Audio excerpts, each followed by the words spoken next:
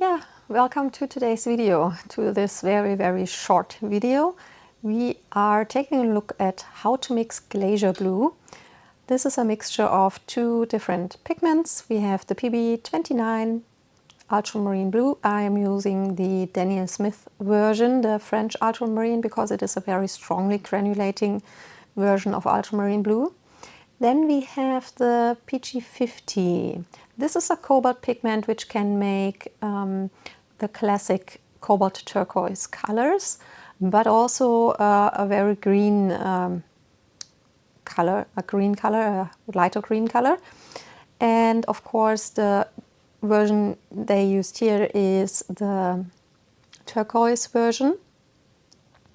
The PG50 cobalt turquoise version from Schmincke has a little bit of a speciality because it is a bluish version.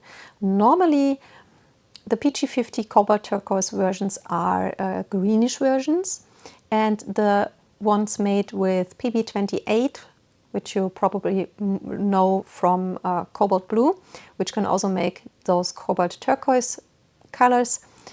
This PB28 versions are more the bluish versions. So either use PB28 version or the PG50 version from Schmincke, which are all the bluish versions.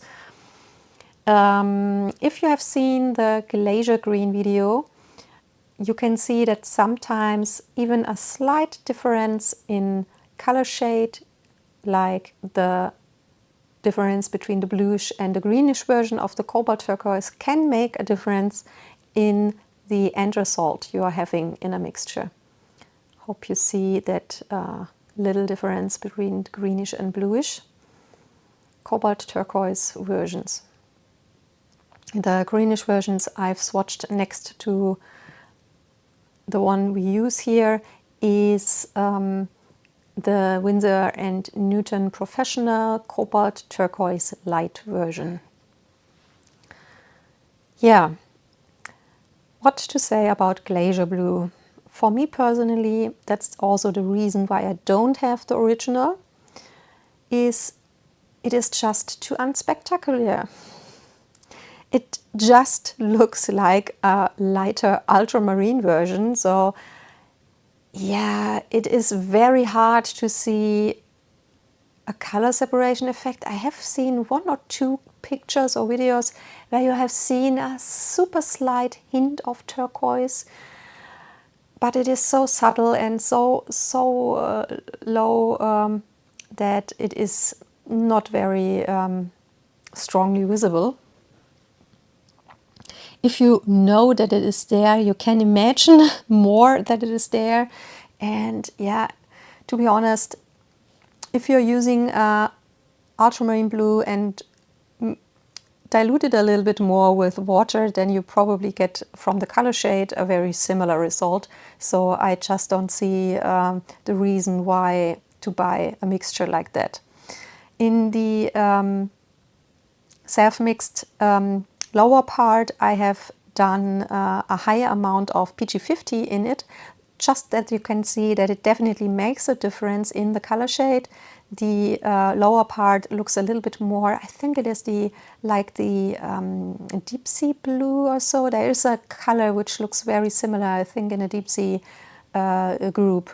So putting a higher amount of PG50 into the mixture definitely will change the shade of the blue a lot. It looks, to be honest, the mixture look like a PB36 cobalt chromium cerulean blue, the lower part. So it looks very different to the more ultramarine blue looking upper version. So adding more PG50, that you can see it more in a color separation effect, will definitely change the complete color.